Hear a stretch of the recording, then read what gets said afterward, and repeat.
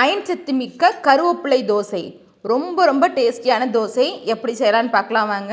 இதுக்கு வந்து நாங்கள் நல்லா கொழுந்து கருவேப்பிலையாக எடுத்து வச்சுருக்கேன். அதை வந்து சுத்தம் பண்ணி எடுத்து ரெடியாக வச்சுருக்கேன்.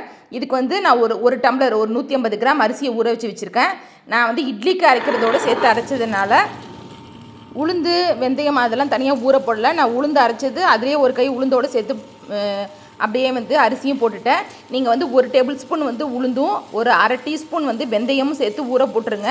இல்லை உளுந்தை நீங்கள் வேண்டாம் அப்படின்னா வெந்தயமே கூட ஊற போடலாம். 1 டீஸ்பூன் இல்லை 1.5 டீஸ்பூன் வெந்தயமே ஊற போட்டு அதோடு இந்த கருவேப்பிலையும் சேர்த்து நல்லா உங்கள் கையால் ஒரு கை கருவேப்பிலையும் போட்டு அரைச்சி எடுத்துருங்க நல்லா நைஸாக.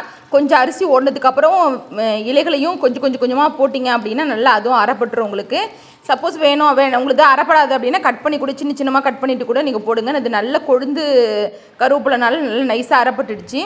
அரைச்ச மாவு இப்படி தான் இருக்கும் உங்களுக்கு. நல்லா தளர்வாக நம்ம தோசை மாவு பாத்திலே கரைச்சி வச்சுக்கலாம் உப்பு போட்டு. வெந்தய தோசைக்கு எப்படி அரைச்சி வச்சு பொங்க வைக்கிறோமோ அதே போல் வந்து இது வெயில் காலனால 4லேருந்து 5 மணி நேரம் இல்லை அப்படின்னா ஒரு 7 மணி நேரம் 8 மணி நேரம் கழித்து வந்து பொங்கிடுச்சு அப்படின்னா நீங்கள் வந்து ஊற்றிடலாம் அந்த தோசை மையை. ரொம்ப டேஸ்ட்டாக இருக்கும். 1-2 கருவேப்பிலை அரைப்படலான்னு பரவாயில்ல.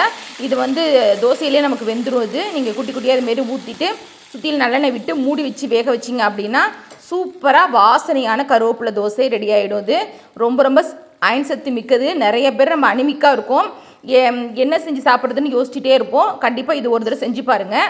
ரொம்ப டேஸ்டியாக இருக்கும். வாரத்தில் ஒரு நாள் அப்படிங்கிறது நீங்கள் செஞ்சு சாப்பிட்லாம். இதை ரொம்ப டேஸ்டியாக இருக்கும். உங்கள் பசங்களுக்கு செஞ்சு கொடுங்க. இதுமாரி குட்டியாக ஊற்றி அப்படியே மூடி வச்சு வேக வைக்க வேண்டியதான். ஆல்ரெடி இந்த இலையிலே ஒரு குழப்பு தன்மை இருக்கிறதுனால உங்களுக்கு வந்து அதிகமாக வந்து உளுந்தோ தேவைப்படாது. அதுக்கு பொதுவாக தான் நான் வெந்தயம் வந்து உங்களை ஊற வச்சு வெந்தயம் அரைச்சிக்க சொன்னேன். அதுமாரி அரைச்சி ஊற்றி பாருங்கள். செம்ம டேஸ்டியாக இருக்கும். நல்ல சத்தானது. கண்டிப்பாக எல்லோரும் செஞ்சு பாருங்கள். நம்ம நிறைய பேர் அனிமிக்காக இருக்கும். நீங்கள் சோர்வாக இருக்கிறத வச்சு கண்டுபிடிச்சலாம் நீங்கள் அனிமிக்காக இருக்கீங்கன்னு சொல்லிட்டு கண்டிப்பாக இதுமாரி தோசை செஞ்சு பாருங்கள். கண்டிப்பாக சப்ஸ்கிரைப் பண்ணிக்கோங்க, லைக் பண்ணுங்கள், ஷேர் பண்ணுங்கள்.